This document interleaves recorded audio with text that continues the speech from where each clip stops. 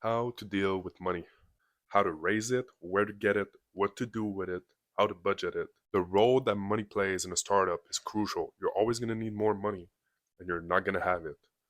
What are your options?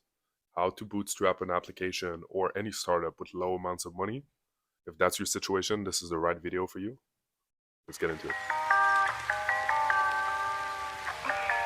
Ridiculous. Money is very simple. Money comes in, money goes out. Debit, credit. That's the basics of bookkeeping. So how much money can you get in and how to get the money out is the only two questions that are going to be on your mind. So let's start with the beginning. Where can you get money in? You can get a job, right? Meaning you could go back at your parents' house if that's not where you are right now, or live with 5, 6 roommates to get a very cheap rent, get a day job, and use that money to put it in your startup. That will be required. But you'll be working during the day on your day job and at night working on your startup. That is an exhausting life, but that's what you're going to have to do for the couple few years that your startup is not yet getting momentum and earning profits. You're going to have to be working all the time. That's just how it goes. See the video yesterday to understand how to program yourself to enjoy this lifestyle, as you're not going to be able to make it through if you're not able to program yourself into liking this operation. So you can get a day job. You could also raise money. So it's either you make the money and you invest it yourself, or you raise the money. The thing is that if you raise money, you're going to have to give equity in your company in the very beginning. And to be honest, you don't really want to do that. If you believe in your project long term, you want to raise money as late as possible to get a best valuation on it and a better return. So I would personally recommend for you to bootstrap as long as possible. But if you're in a country where it's difficult to earn big amounts of money, then you're going to have to find a way to earn money online. You got to get into freelancing. You got to get money in. If you're talented in design, coding, even business, finance, anything, make an Upwork account. See my video on how to hire developers. It talks about Upwork, or go on Fiverr, create a nice profile and offer your services. You got to start bringing money in. Even if you're 16, 17, there's a great amount of ways you can earn money by sharing your skills online at $5, $10 an hour in the beginning to just get some rating. You're gonna have to work hard. So first part of it, you gotta get money in. You gotta get a job. You gotta earn money and put it in the startup. That is crucial. The next part is gonna be how to use that money. So that's gonna be the credit, money going out. I want to add one more thing, that raising money is going to happen at some point, but that's going to be a bit farther down the road when your MVP is completed and when your pitch deck is completed.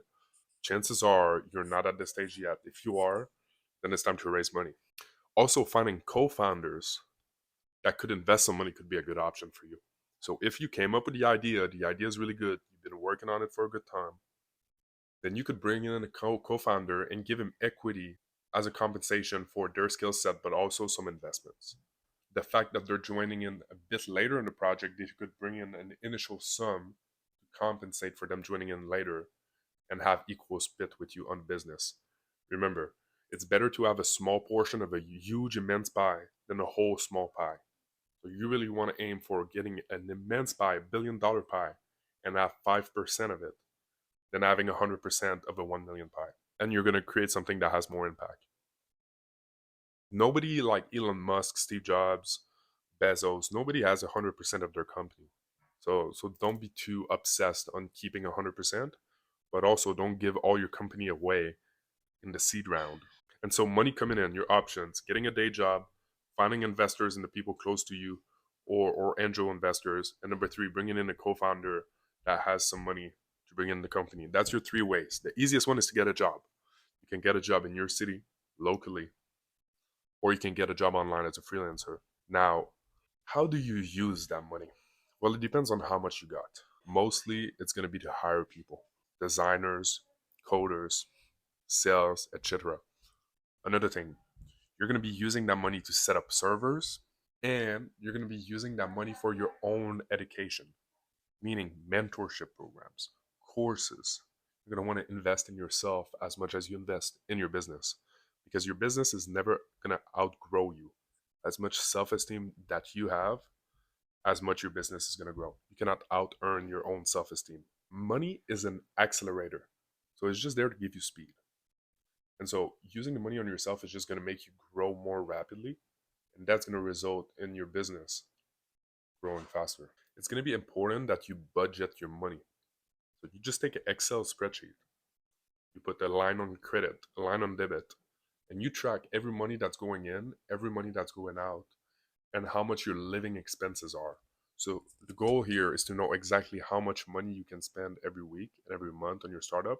Type of budgeting that I like is, imagine you divide your budget into 4 quadrants.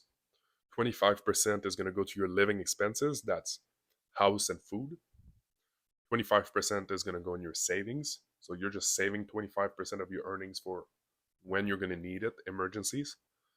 25% is going to go for hiring, and 25% is going to go into your education. So courses, mentorship, anything that has to do with you growing faster. I highly recommend putting 25% of your earnings in your education. I know 25% for food and your house might not be a lot, and this is why you're going to want to get a cheaper place with a lot of roommates, or go back to your parents. You're going to have to eat ramens or whatever the equivalent of a cheap food in your country is, because you're going to need to use the money elsewhere. You're not going out anymore. You're not spending money on fancy restaurants or the new video game or a better mouse. That's done. All the money is going in your personal growth, in your startup, and in your saving accounts. The last 25% is just for you to eat and have a roof. That's how it's going to be for the first couple years. And that's what's going to make the difference for you to get ahead and win. You look so sweet and you're so goddamn fine. Oh, I wanna make